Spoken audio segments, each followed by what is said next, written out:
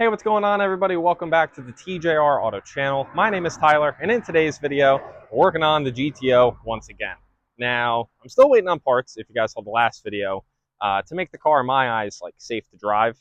But she's just sitting here dead, doing her normal thing. Now there's a spider web between the GTO and my brother's SI.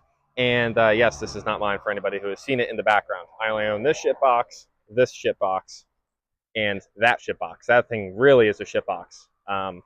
That's going to be at a later date as to why that's been sitting in the same spot for a very long time. But any whoosins, what I want to take care of in today's video, hopefully, is something that I'm surprised nobody's honestly caught on to. The fact that I took the oil pressure gauge off the hood, and I'm also missing my top trim piece for the dashboard. Now, most of you may say, well, Tyler, what is the significance about what was on the hood, or why the top of your dashboard is just an open, ugly hole? Well, I have answers. For those who may or may not remember, hopefully you do, I had this little Bosch mechanical oil pressure gauge. At first, it was actually sitting in the engine bay when I got the 6-liter running in the car, just to confirm that we had good mechanical oil pressure, which we did idling wise and like easy driving. And then once I relocated it to the hood, I then shortly found out that I was actually starving the engine of oil. Anytime I did a wide open throttle pull, oil was sloshing, I'm pretty sure, in the pan and starving it. So now I run 8 quarts of oil in the engine, and oil pressure would get up to almost about 90 psi towards redline, which to me, that's fine. So I took this off because an awesome subscriber by the name of Tom, shout out to you, dude. You are rock solid for this. So Tom sent me this GTO oil pressure gauge. Now, anybody in the GTO game knows that these are expensive. They're very nice. And when you order them, they take about a month to come in. So my old friend Tom here had this sitting around as a spare from one of his awesome GTOs that he has. And he said, hey, just have it. I want you to, do something with it. So I said, okay. So I took it and I tried installing it in the car, which I have a lot of footage for from a little while ago. Ended up being the wrong gauge. This is a 2005-2006 GTO gauge, whereas my car is an 04 with an 04 ECU, or PCM, whatever the GTO guys call them. I don't know. And essentially, the 05-06 gauge will not work in a 2004 GTO. So because of that, I cannot use that gauge. Now, I could sell this gauge, which I've been trying to do for a while, for about half price of what you could buy a brand new one for.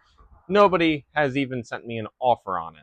So that got me to thinking, can I just take the GTO gauge face, the needle, and the outer bezel that matches a GTO gauge and put it on something different, such as a glow shift gauge? This can hook up into any vehicle.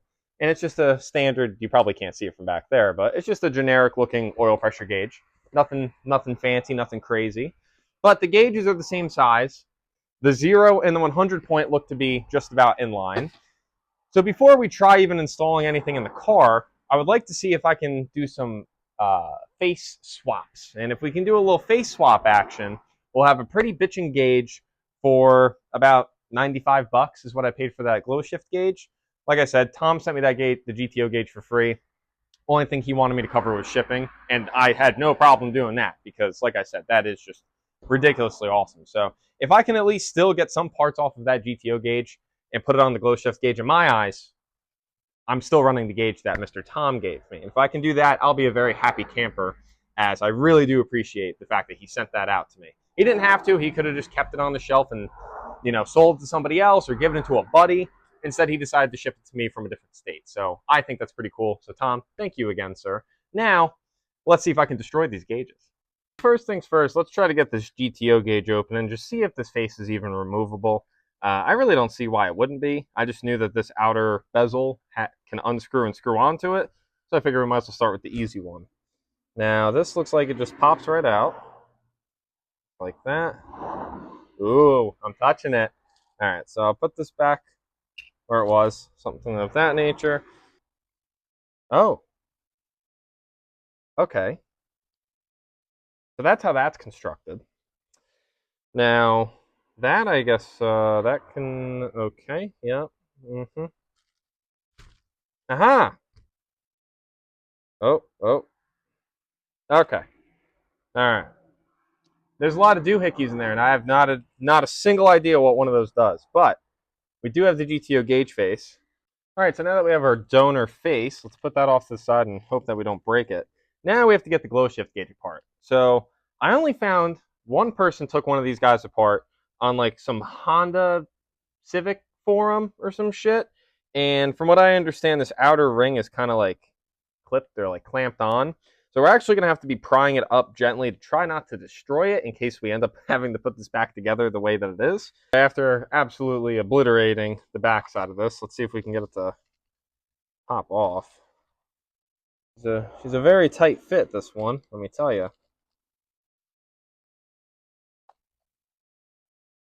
Alrighty, boom, there we go. Now,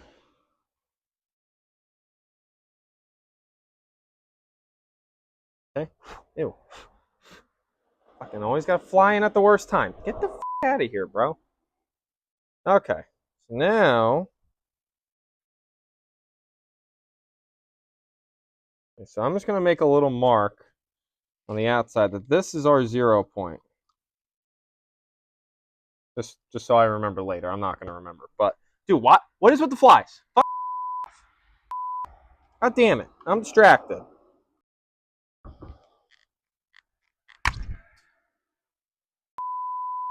Well, after a very scary and long 5-minute search, I found the needle from the glow shift gauge. Now, it was literally an inch away from going inside of an old Borla muffler where it would probably never be seen again. Now, I really don't care about the needle itself. I could probably scrounge a needle from something. But the only reason I really cared about finding this needle is because the little, like, motor drive stick thingy was stuck in it. So, looking inside of the gauge, there is no stick coming out of where the needle should go. So, we would have been pretty pooched if I didn't find that. But, now with that, I also popped off the 2 little nuts that were holding on the back of the gauge. So now, we can flip that over. And we have our gauge.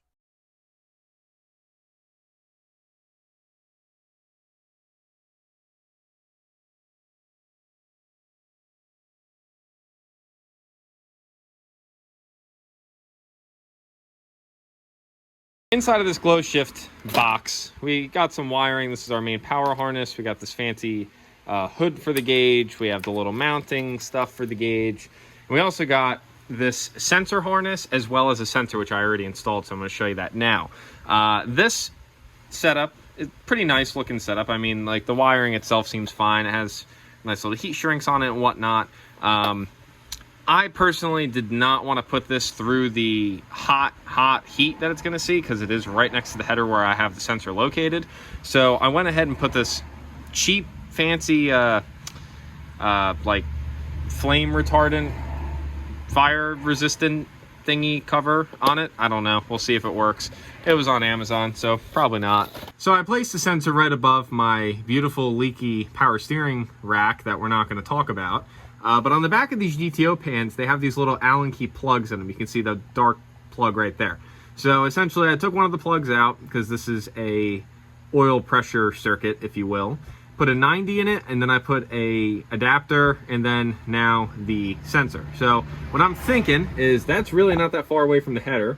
And don't mind my header that has been burning power steering fluid. Certainly not going to catch my car on fire. But I figure the harness will come out of here, loop up, I'll keep it tight to the transmission, and then I'm probably going to shoot it up into the shifter hole into the car. I feel like that's our safest, easiest route that prevents us from having to go past the header.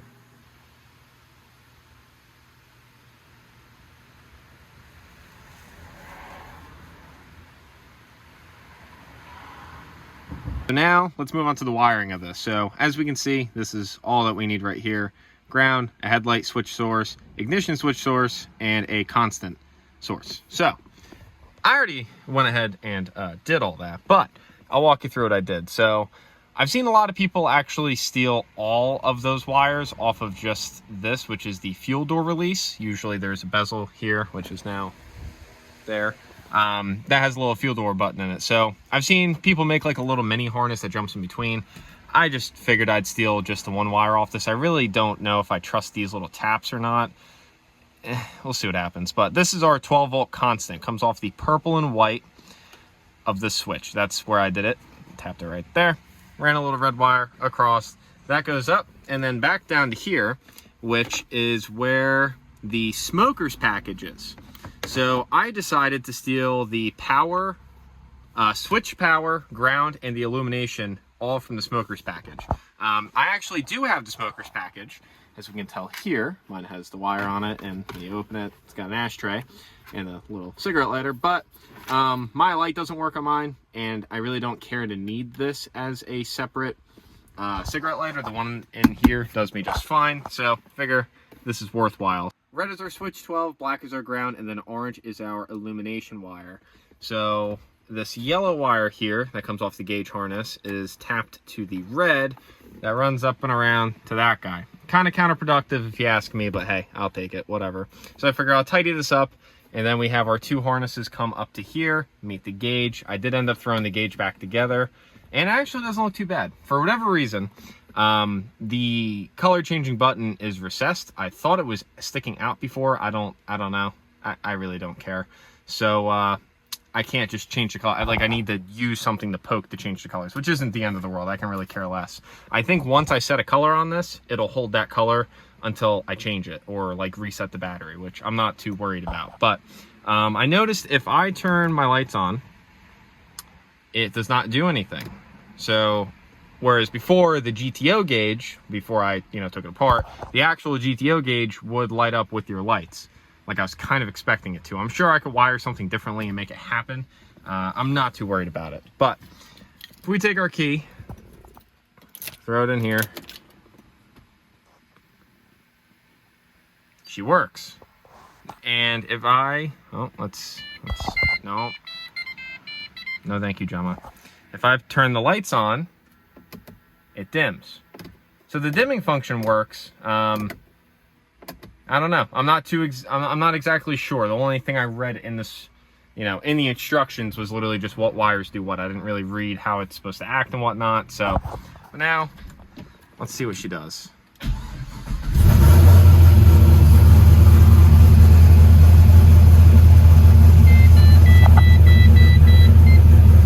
So it looks like every time I'm going to be starting the car, it's going to want to change back to its default blue. I don't know if that's technically like a power cut. But as we can tell, it's working. As far as I remember, and I'm gonna have to look at old footage, I'm pretty sure this had like a high 40, maybe 50 PSI cold idle. So we'll have to see what the temperatures are compared to the pressures, from the mechanical gauge that we had on the hood, compare it to here. My biggest thing is I really wanna have an oil pressure gauge in this car so that I know the oil pressure is always moving. If it's moving backwards when I'm going forwards, we know there's an issue like we had found before. But let me get everything wrapped up in here, and then I want to show you guys the little gauge pod I made.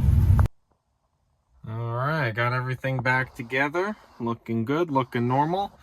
Wham, bam, thank you, ma'am. So I took my original center piece up here, and I had a 3-gauge gauge pod laying around, which wouldn't fit anything I own, and I didn't need it. I bought it because it was cheap a long time ago. So I ended up basically sectioning one of the gauges out of that, putting these two together, so it's just a dual pod, and then almost like grafting or basically just plastic welding it to here.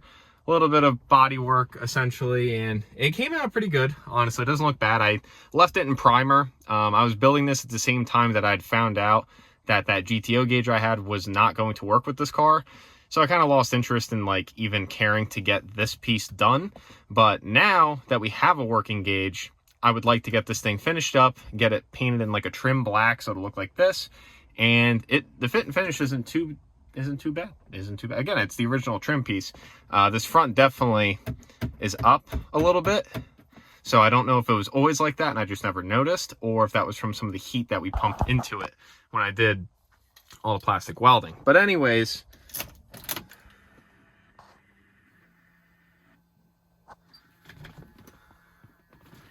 I know it's gonna...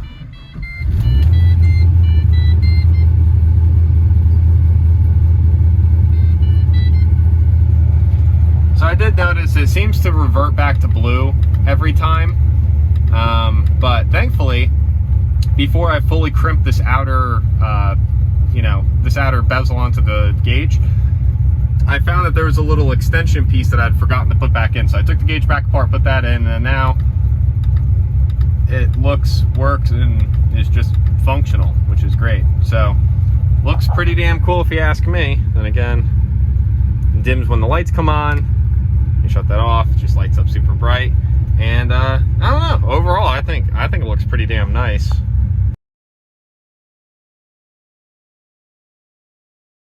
Well, unfortunately, I can't really do any wide open throttle pulls or anything fun, you know, to kind of showcase the gauge until I fix the rear end. So until then, I can basically just rev the living shit out of it, and we can see what it does. But as we can tell, now that it's warmed up a bit, it's down towards 40. I'm pretty sure I had around 40 on the mechanical gauge when I had like a warm to hot idle. So I'm not mad about that. It's probably not too far off of being accurate, but here we go.